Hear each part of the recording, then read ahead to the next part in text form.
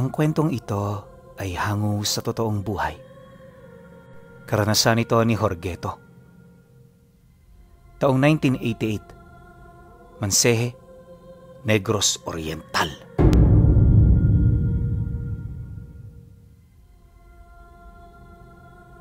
Kagaya lang din ako ng iba.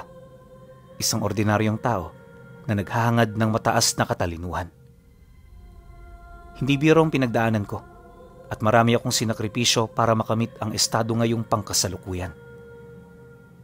Sa totoo lang, Pinuno, ako'y isang masugid na tagasunod mo lang. Walang balak na magbahagi ng aking istorya, pero sa katagalan, naunawaan kong daan ng aming talambuhay ang pahina mong ito. Ngayong nakaunawa na ako, heto ang kapiranggot na istorya ng aking buhay. Nagmula ako sa Mansehe, Negros. Tubong pamilya ko roon at isa ko sa mga taong tinitingala ng marami. Hindi dahil sa may kayamanan ng pamilya o kung ano, bagkus anak ako ng isang bantog na ermitanyo na minsang tumulong sa aming lugar. Makapangyarihan ng ama ko, Pinuno, at sa maniwala man kayo, kaya nitong gumawa ng mga hindi kapani-paniwalang milagro. Ako mismo ang magpapatunay dito at ito rin ang rason ko kung bakit ko tinahak ang daan ng aking ama. Hindi para sundan ng mga yapak niya, bagkus para malaman ng rason kung bakit naglaho siya na parang bula. Sa mismong taong ito, palagi na kaming nag-aaway ng aking ina. Ang nais kasi nitong mangyari, magtrabaho ako para maayos ko ang buhay ko. Naunawaan ko namang mabuti ang ibig nito para sa akin, pero hindi yun ang tipo ko. Sa loob ng ilang taon, hanggang sa ako ay tumanda at nagkaisip, ganun palagi ang aming pinag-aawayan. Ni minsan hindi ito nanawa na ako'y payuhan ukol sa mga bagay-bagay. Imbis din na sumagot pa ako sa kanya, hindi na lang ako nagsasalita. Mahigit 1.5 dekada na rin ang lumipas, magmula noong nag-aral ako ng lihim na karunungan. Pinagsasabay ko ito sa trabaho ko sa bukid, kaya yung oras ko medyo limitado. Madalang lang din akong makaluwas ng bahay, lalo pat may mga obligasyon din akong kailangang tuparin. Masungit at palaging galit ang nanay ko. Pero sa kabilang banda, hindi ko may pagkakailang nanay ko pa rin siya. At bilang anak, obligasyon kong siya ay pagsilbihan, galangin at huwag saktan. Habang tumatagal na napupuno ako ng responsibilidad, unti-unti naman akong nawawalan ng pag-asa na muling mahanap ang aking ama. Nakatali sa ibang mga bagay ang aking atensyon at oras, kaya aminado ako noon na wala akong panahon para hanapin siya sa kung saan-saan. At maniwala man kayo o hindi, dito ko natutunang kalimutan siya ng paunti-unti. Akala ko magiging ganun yun, pero hindi ko inaasahang bigla pala itong magbabago dahil sa pagdating ng isang tao. Sa pagpasok ng buwan ng Nobyembre, habang idinadaos ang kapistahan ng mga kaluluwa, may bisitang dumating sa amin. Hindi ko ito kaagad nalaman dahil nataong nasa bukid ako noon. Balik kinahapunan, nadatnan ko na lang ito sa bahay na masayang kausap ng aking nanay. Noong una inakala kong malapit lang itong kaibigan ng nanay ko. Pero nang magkaharap na kami, dito ko nalaman ang mga bagay na hindi ko talaga inaasahan. Jorgeto, ito nga pala si Teo Untok mo. Taga-Bulod siya. At huli niyang punta rito, bata ka pa. Sigurado ako na hindi mo na siya natatandaan. Dahil sa sinabi ng aking ina, hindi ako kagad nakapagsalita. Pamilyar kasi sa akin ang pangalang Untok. At kung hindi ako nagkakamali, ang taong yon ang palaging kasama ng tatay ko noong kapiling pa namin ito. Matapos ko naman itong malaman, agad ako roong nagbisa. Paghawak ko sa kamay nito, nasipat ko yung kwintas nitong may palawit na pangil ng kung anong hayop. Ordinaryo ito kung titingnan, ngunit nang ito ay aking pakiramdaman, nakita ko ang malaginto nitong presensya na umaapaw sa karga. Alam kong hindi yun basta-basta at nasisiguro ko ring hindi ito susuotin ng aking tiyuhin nang wala itong maibibigay na bisa sa kanya. Dala ng aking pagkagulat, natulala ko ng panandalian. Kung hindi pa ako nito tinapik, hindi pa ako babalik sa sarili kong ulirat. Pagkatitigan naming dalawa, ngumiti lang naman ito habang nagsasalita. Ano pamangkin? Tipo mo ba ang kwintas ko? Huwag mo tong pagkainteresan. Marami ka pang makikitang mas malakas pa rito. Dahil sa sinabi nito, hindi na ako sumagot pa. Alam ko kasing agimat ang tinutukoy ng aking tiyuhin. Ayoko namang magtanong ukol dito, lalo pat nakikinig ang nanay ko. Sa pagsapit ng gabi noong mismong araw, nagkaroon kami ng pribadong oras para makapag-usap. Itinao namin ito sa pagpapahinga ng aking ina para wala nang maging istorbo. Halos magbabandang 10:00 na rin kami nakapagsimula, kaya naman medyo dinadalaw na ako noon ng antok. Subalit hindi ito sapat para pawiin saglit ang kagustuhan kong malaman ang mga lihim nito na may kaugnayan sa nawawala kong ama. Sa aming pag-uusap, una nitong nabanggit ang mga pinagsamahan nila.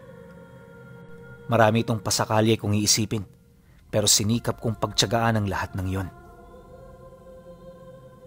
Habang tumatagal ang aming pag-uusap, dito na nito unti-unting naitutuo ng paksa sa kung anong buhay ang minsang tinamasa ng aking ama. Akala ko matutuldo ka na ang lahat ng aking mga katanungan dahil sa mga sinabi nito, pero mas lalo pa itong tumindi, lalo na nang marinig ko ang mga katagang. Buhay pa ang tatay mo. Hindi ko sinasabi to sa'yo para paasahin ka o bigyan ka ng maling pag-asa. Kaya ko to sinasabi sa'yo dahil yan ang totoo. Yan din ang rason kung bakit ako bumisita sa inyo.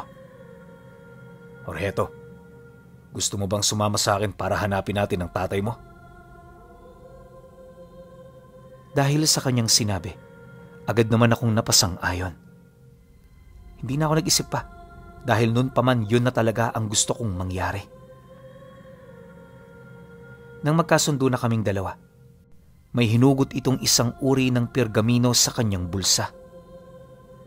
Pagkabuklat niya nito sa mesa, tumambad sa akin ang isang mapa kalakip ng mga detalye ukol sa lugar na ipinakita niya.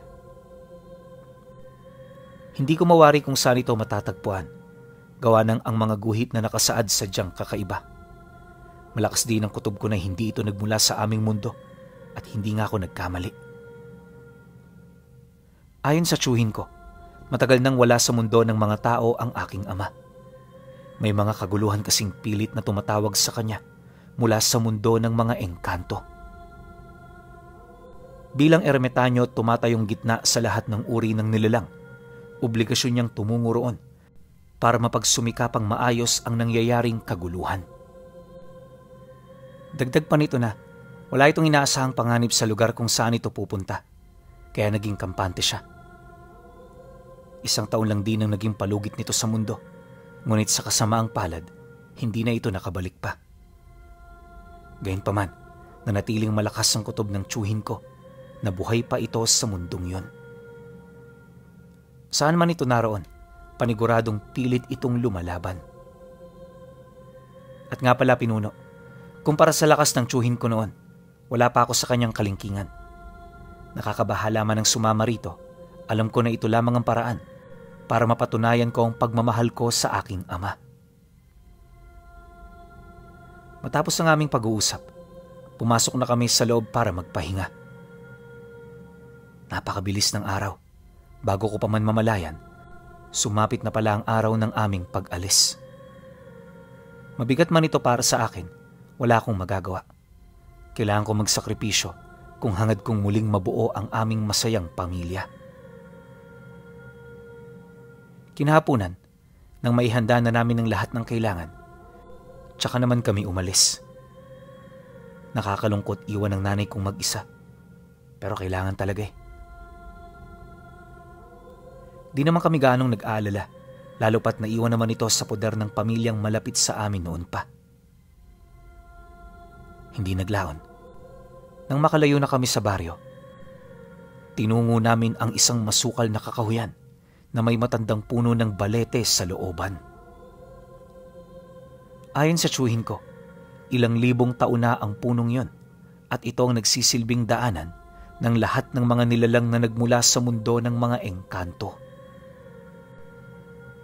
Nang marating naman namin ang lugar, wala kaming napansing kakaiba. Napakatahimik ng paligid hanggang sa may nagpakita sa aming isang matanda na may pakpak sa likod. May mga balahibo rin itong tumutubo sa katawan at sa estado nito napakalayo nito sa pagiging isang tao. Inakala ko ring mapanganib ito pero napanatag ako nang masipat ko ang tsuhin ko na dahan-dahan doong lumalapit. Pagharap ng dalawa, nag-usap ito gamit ang dialektong hindi ko maunawaan. Maya-maya pa, nanguna sa amin ang nilalang hanggang sa makalapit ito sa puno ng balete. Pagkasambit nito ng mga salita, may umiikot doong pulang liwanag. Sa isang iglap, nagsimula nang lumabas sa liwanag na yon ang mga kakaibang insekto na unang beses ko lang ding nakita. Habang pinagmamasdan ko ang mga ito, hindi ko na mawari kung tutuloy pa ba ako o magpapaiwan na lang. Batid kong may alam na ako pagdating sa lihim na karunungan. Subalit sa mga sandaling yon, alam kong hindi pa ito sapat para sa lugar na aming pupuntahan. Gayunpaman, dahil sa pagmamalabis ng tsuhin ko, wala akong nagawa. Paghudyat nito sa aking pumasok na, agad nitong hinawakan ng mahigpit ang aking bisig kasabay ng pagwiwika nito ng, "Kahit anong mangyari, huwag mo nga alisin ang kamay ko sa braso mo. Panatilihin mong kalmado ang isip mo para hindi ka masindak sa mga susunod mong matutunghayan." Pagkasambit nito ng mga kataga, walang pagdadalawang isip kaming pumasok. Di pa man nagbabago ang mga bagay na aking nakikita, ramdam kong may mangyayaring hindi kaaya-aya. Ilang segundo pa ang dumaan. Nang makapasok na kami rito, dito tumambad sa akin ang isang napakalawak na kawalan. Hindi ko mawari kung ano ito, pero base sa mga nakikita ko, para lang itong mga ulap sa gabi na nagsisikumpulan sa langit. Ngunit kahit ganoon ang aking nakikita, nakapagtatakang wala akong nararamdamang hangin. Ilang minuto rin kaming nagpalutang-lutang roon hanggang sa bigla kong naramdaman na unti-unti na pala kaming bumubulusok. Bago pa man ako magkaroon ng kamalayan sa paligid, napansin kong kasalukuyan na pala kaming nakasakay sa isang antigong bangka. Sa pinakadulong bahagi nito, may isang nilalang na nagmamaniobra nito. Nakasuot ito ng mahabang tela, kaya nung una hindi ko ito napansin. Subalit paglingon nito sa akin, tumambad ang mukha ng animoy isang demonyo. Dala ng pagkagulat ko, agad kong hinugot ang aking tabak. Nung akmang susugurin ko na ang nilalang na yan, bigla naman akong pinigilan ng tsuhin ko. "Wag, Jorgeto! Wag! Kapag pinatay mo yan, mamamatay din tayo rito." Dahil sa sinabi ng tsuhin ko, bahagya naman akong natigilan. Alam ko kasing mas marami itong alam kumpara sa akin pagdating sa lugar na yon. Sa aming pag-uusap, dito ko nalaman na mabait din pala ang nagmamaniobra ng bangka. Maaaring may masama lang itong itsura, pero hindi ito marunong manalo ng mga manlalakbay katulad naming dalawa. Nalaman ko rin sa sandaling mamatay ang nilalang na yon, lulubog kasama niya ang bangkang aming sinasakyan. Hindi ito magiging magandang senyales dahil ang tubig na aming binabaybay, kumukulo at merong napakataas na temperatura. Kahit ilublob mo lang doon ang daliri mo ng ilang segundo, paniguradong buto na lang ang matitira rito pagkaahon mo. Naging imposible naman ang ganoong pangyayari buhat sa kumpol ng mga bulkan na nasa ilalim ng karagatan. Matapos ko itong marinig, agad naman akong kumalma. Ilang minuto pa ang lumipas, Dito ko napansin ang mga nilalang na lumilipad sa aming itaas. Kagaya lang din ito ng mga tao pero meron talagang kakaiba sa kanila. Ayon sa tsuhin ko, mga aswang na may dugo ng engkanto ang lumilipad sa kalangitan. Normal lang naman itong masilayan sa ganoong lugar, lalo pat kasalukuyan pa silang tumatawid patungo sa maliwanag na parte ng mundo. Dagdag pa nito na nasa gitna sila ng kadiliman at liwanag sa mga oras na yan, kaya asahan na niya ang mga hindi inaasahan. Sa loob ng ilang oras naming paglalakbay, marami akong nakitang mga nilalang.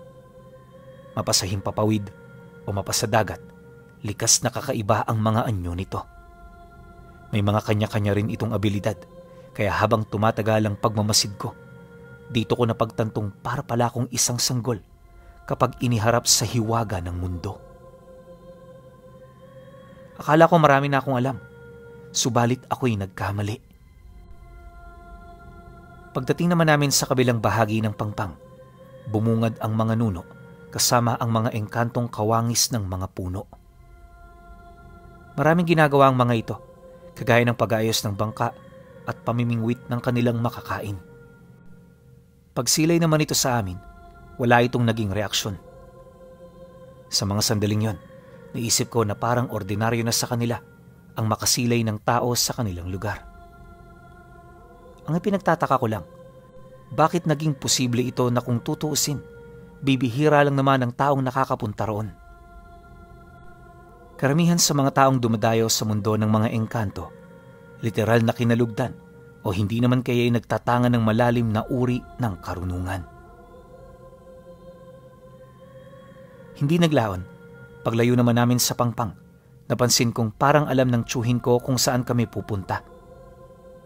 Siyempre, dahil sa wala naman akong ideya, tahimik lang ako roong sumunod. Di nagtagal, may nakita kaming isang maliit na bahay sa tuktok ng burol. Katulad na katulad ito ng mga bahay sa baryo, kaya sa unang tingin ko, alam kong tao roon ang nakatira. Dala ng aking kuryosidad, itinanong ko ito sa tsuhin ko. Nang marinig naman ito ang aking sinabi, tinapik nito ang aking likod habang sumasagot ng, "Kaibigan ng tatay mo ang naninirahan dyan. Isa siyang dibino at matagal na rin siya rito. Yung mga nunong nakita mo kanina, kaibigan niya at katuwang niya sa araw-araw. Kaya ito gumagawa ng bangka at namimingwit ay para may makain siya. Bilis-bilisan mo na. Limitado lang ang oras natin dito." Dahil sa sinabi nito, wala akong nagawa kundi ang sumunod. Pagdating namin sa tuktok ng burol, tumambad sa amin ang matandang lalaki na may mahabang puting buhok. Kasalukuyan itong nagdidilig ng kanyang halaman, kaya hindi kami nito kaagad napansin.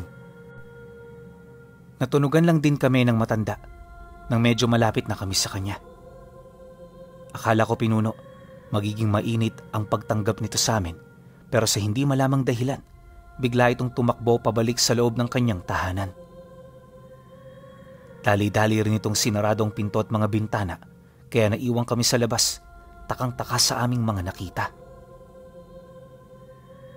Maya-maya pa, nang medyo kumalma na kami ng tsuhin ko, dito na kami nagsimulang maglakad papalapit. Mahinahon naming tinawag ang pangalan ng matanda at sa loob ng isang oras, wala kaming narinig na anumang sagot. Basta, nanatili ito sa loob ng bahay, animoy meron itong ikinakatakot. Kinahapunan, dahil sa pagbalik ng mga nuno at engkanto, napilitan na rin itong magbukas ng bahay. Nang masipat namin ito, doon na namin to kinumpronta. "Tandang Goyo, ano hong nangyayari? Hindi niyo pa naman ako nakakalimutan, hindi ba? Bakit kanina niyo pa kami tinatakasan? Meron ba ritong nangyaring hindi maganda?" Nang marinig naman ng dibino ang sinabi ng tsuhin ko, bigla kami nitong pinatahimik. Seryosong-seryosong matanda, animoy isang seryosong pangyayari ang aming kinakaharap. Imbis din na makipag-usap ito sa labas, Sapilitan kami nitong pinapasok sa loob ng bahay. Pagkasarado nito ng pinto, kalahating oras muna itong nanahimik bago na ito maglakas loob na magwika. Hindi niyo ba napapansin ang mga tagapagmasid ng Sigmano sa paligid? Bawat kilos namin dito alam nila. Huwag mo nang hanapin ang pinsan mong si Ildefonso sapagkat matagal na siyang wala. Umuwi na kayo kung saan man kayo nagmula. Matagal nang tapos ang digmaan at kahit anong gawin ninyo, pagod na ako. Hayaan niyo nang magdusa ang taong yun kapalit ng aming katahimikan dito. Dahil sa sinabi ng Dibino, napagtanto kong buhay ang aking ama. Sa puntong yan, nawala sa isip ko ang matinding panganib buhat sa pagmamalabis kong makita siya. Halos mag-away-away na rin kami noon sa loob ng bahay para lamang mapakinggan nito ang aming panig. Ngunit sa kabila nun, hindi pumayag ang matanda. Para naman maunawaan namin ang mga nangyayari, ipinaliwanag nito sa amin ang lahat ng bagay na kinakailangan naming malaman. Ayon sa kanya, alipin ng mga Sigmano ang aking ama. Ilang taon na nila itong pagmamay-ari at kabilang ito sa mga taong pinagkukunan nila ng mga pagkain. Alam niyo kasi, Pinuno, ang mga Sigmano ay mataas na uri ng aswang na hindi kumakain ng laman, bagkus ang kinakain nila ay mga enerhiyang nagmumula mismo sa matataas na uri ng antingero. Maliban sa mga purong demonyo, kabilang din sila sa mga nilalang na pinangingilagan ng mga Dibino. Kapag kasi nagkaroon ng interes ang Sigmano sa isang tao, gagawin nilang lahat para mahuli ito. Ang dahilan kung bakit napakahirap nilang kalaban ay dahil sa hindi mabasag-basag na kanilang mga kabal. Ubod din sila ng talino, gawa ng kapag alam nilang mga Dibino ang kanilang kalaban, hindi nila ito inaatake hanggat patuloy itong humihingi ng tawad sa kanyang mga kasalanan. Yun ang rason kung bakit nananatiling ligtas ang Dibino sa lugar na yon, ay dahil sa kinakailangan nito ng mga Sigmano. Si Tandang Goyo kasi ang tipo ng antingero na hindi nagpapabaya sa kanyang sarili. Alam niya na ang susi para respetuhin siya ng mga kalaban niya ay sa pamamagitan ng dalisay niyang kalooban. Dagdag pa nito, ilang beses na niyang inabisuhan ng ama ko na magpabasbas na upang maging Dibino, ngunit hindi ito nakinig. Tiwala ito sa kanyang mga karga na siya namang naging daan para maalipin siya. Hindi porke mas makapangyarihan ako sa kanila, basta-basta ko nilang susugurin ng kanilang mga tagapagmasid. Alam kong hindi ako mapapaslang ng mga Sigmano, pero nababahala ako para sa kaligtasan ng aking mga kaibigan. Ang pananahimik kong ito ay hindi para sa akin, kundi para sa kanila. Dahil sa sinabi nito, naunawaan ng tiyuhin ko ang punto. Imbis na magpumilit pa kami, minabuti na lang namin na magtanong ukol sa kinaroroonan ng aking ama. Inilahad naman ito ng Dibino, gawa nang wala naman silang gaanong usapan ng mga Sigmano. Ayon dito, matatagpuan namin ang tatay ko sa pinakadulong parte ng lupain. Ang indikasyon na naroroon na kami ay ang malalaking batong nagkukumpulan sa dalampasigan na nakaharap sa dagat ng Ephraim. Wala akong ideya sa dagat na yun, Pinuno, pero yun ang tawag ng Dibino. Basta ang karagatan sa mundong yun, iisa lang, tapos sa parte ng lugar na aming napuntahan, hindi naaabot ng liwanag ng araw. Araw man o gabi, nananatiling nakayakap sa kalupaan ng walang hanggang kadiliman. Sa loob ng humigit 6 na linggo naming paglalakbay, nasaksihan ko ang iba't ibang nilalang na umiiral lamang sa aking imahinasyon. Ang mundong yun, Pinuno, tahanan ng samot-saring engkanto na pawang normal na naninirahan dito. May mga mababangis at may iilan namang nagmamasid lang. Pagdating namin sa dalampasigan na sinabi ni Tandang Goyo, nakita namin ang dalawang malalaking tipak ng bato na hindi kayang abutin ng tubig. Sa pinakataas nitong bahagi, nakita namin ang isang barong-barong na gawa sa pinagtagpi-tagping kahoy at malapad na dahon. Noong una wala namang kaming nakikitang kakaiba sa lugar. Pero habang tumatagal ang aming pagmamasid, dito na kami nakakapansin ng mga nilalang na nasa panig ng kaliwa. Akala ko nga noon, kawangis lang din ng tao ang mga sigmano, pero nung makita ko na sila, nabago ang paniniwala kong ito. Sa kauna-unahang pagkakataon ng buhay ko, nakakita ko ng aswang na hindi tao. Para itong mga kabayo, tapos may dalawa lang itong paa. Kalahating isda rin ang mga nilalang na yon, at kahit may wangis itong hayop, mas matalino pa ito sa tao kung mag-isip. Kagaya rin natin, nakalikha ang mga ito ng isang komunidad. Sa lugar na yon, alipin ang mga tao. At hindi lang ito basta tao, dahil lahat ng nakita namin roon, purong mga antingerong may malalim na karanasan pagdating sa lihim na karunungan. Bawat isa animoy nakalimutan na ng panahon at sumuko na sa buhay na meron sila. Literal na naging sunod-sunuran na sila sa mga sigmano. Karamihan sa mga alipin na hindi gaano kataasan ng posisyon, nagsisilbing parang aso ng mga ito. Meron itong tali sa leeg at kahit saan pumunta ang nagmamay-ari sa kanila, nakasunod sila.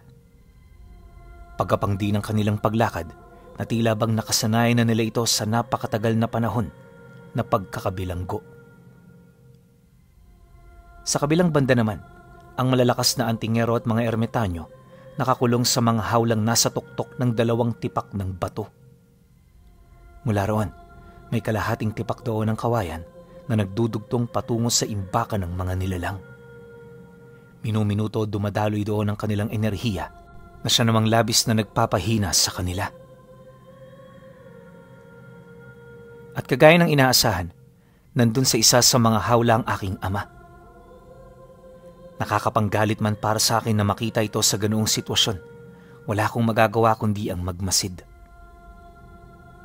Bukod sa wala akong ideya sa abilidad ng aking mga kalaban, alam ko ring 100 beses itong mas malakas kumpara sa akin. Sa loob ng ilang oras naming pagmamanman sa lugar, nakita namin ang matinding kahirapan ng mga antingero.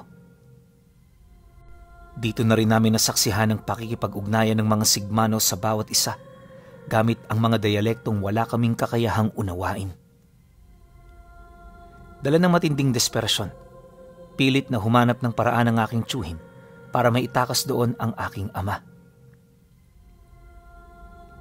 Halos kalahating araw niya itong pinagplanuhan bago isa katuparan. At dahil sa matinding panganib, inutusan ako nito na maghintay kalahating kilometro ang layo mula sa pugad ng mga sigmano. Nataon namang patag ang paligid, kaya kahit medyo malayo, nasisipat ko pa rin ang kinaroroonan nito. Nang marinig ko ang kanyang abiso, agad akong sumunod. Naisip ko na, sa halip na magpumilit pang sumama, yon ang pinakamagandang paraan para ako'y makatulong. Nang magkasundo na kaming dalawa, agad naming binigtas ang magkasalungat na direksyon. Habang naglalakad ako papalayo sa kanya, bitbit ko ang panalangin na sana magtagumpay ito. Hindi naglaon. Nang marating ko ang layong nais nito, dito na ako tahimik na nagmasid. Ilang minuto pa ang lumipas, nagkagulo na nga ang mga sigmano. Walang sawa itong nagsitakbuhan kung saan-saan. Animoy may bumulabog sa kanilang katahimikan. Kahit malayo ako sa pangyayari, kita ko ang direksyong pilit na dinadaanan ng tiyuhin ko. Tumagal ng ilang minuto ang pag-usad nito hanggang sa marating na nito ang rurok ng bato. Nang makalapit na yun sa kulungan, agad naman itong nabuksan ng hawla. Ang problema, habang kinakausap nito ang aking ama, napansin kong parang medyo natatagalan na sila sa lugar na yon. Maya-maya pa, nanlumo na lang ako sa aking nakita matapos kong masilayan ang mga nilalang. na nagkumpulan na papaikot ng bato. Bawat isa walang ibang ginawa kundi ang titigan ng tiyuhin ko. Dahil sa pangyayaring yon, agad naman itong binitawan ng aking ama habang sumisigaw. Humugot na rin ito ng tabak, senyales na makikipaglaban ito hanggang katapusan. Matapos ko naman itong masilayan, mas lalo akong binalot ng matinding takot. Sa totoo lang, gustong-gusto ko silang tulungan noon. Kaso maging ako man, naniniwala akong wala akong magagawa. Sa halip na isakripisyo ang buhay ko, pinili kong magpatuloy. Pagkaraan pa ng ilang minutong pagmamasid, saksing buhay ako kung papaano lapain ng mga sigmano ang tiyuhin ko. Nung masipat naman ito ng tatay ko, wala itong nagawa kundi ang manatiling nakatayo. Maya-maya pa, pagdarag naman ng mga nilalang sa katawan ng aking tiyuhin papaibaba, nagkusa itong pumasok sa kanyang hawla. Matapos nun, muling bumalik ang katahimikan sa paligid. Bagaman alam kong tapos na ang kahangalan ng tiyuhin ko, nanatili pa rin akong hindi makapaniwala sa mga bagay na aking nakita.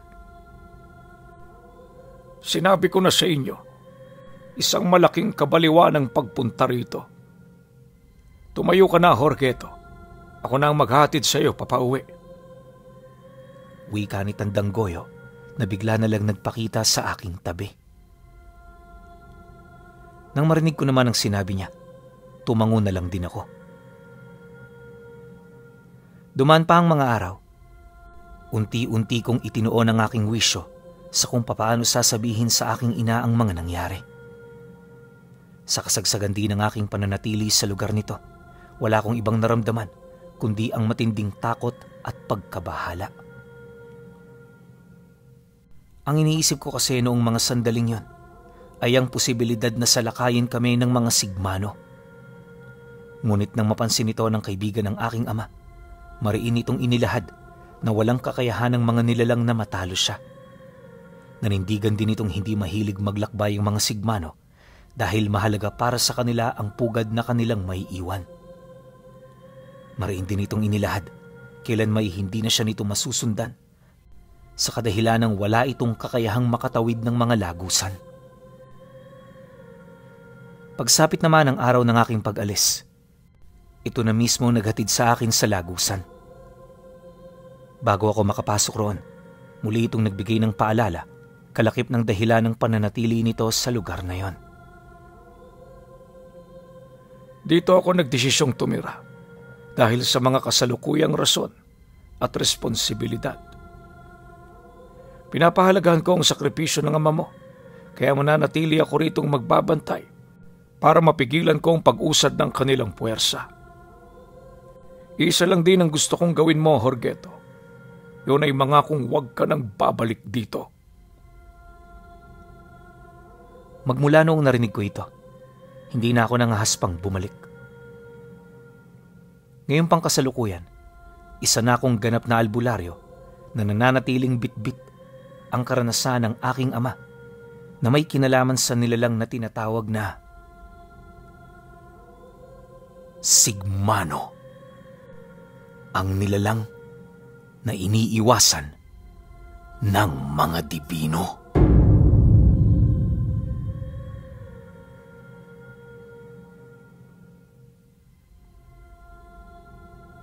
Tungkol na naman sa dibino, matik meron tayong komento tungkol dyan.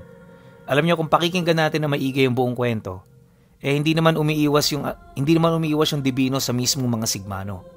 Umiiwas siya kasi ayaw niyang mapahamak yung mga kaibigan niya. Pero kung bakbakan o sukatan ng lakas yung pagbabasehan natin, papanisin to ng dibino natin. Malinaw naman siguro yun, di ba? Ilay nakita ko sa buong kwento, pero overall, sobrang angas nito, Jorgeto. Ang ganda ng kwento mo. Sana lang medyo nagtagal ka pa ng konti ron para, alam mo yun, mas marami kang na-share sa amin. Pero overall, ang angas mo.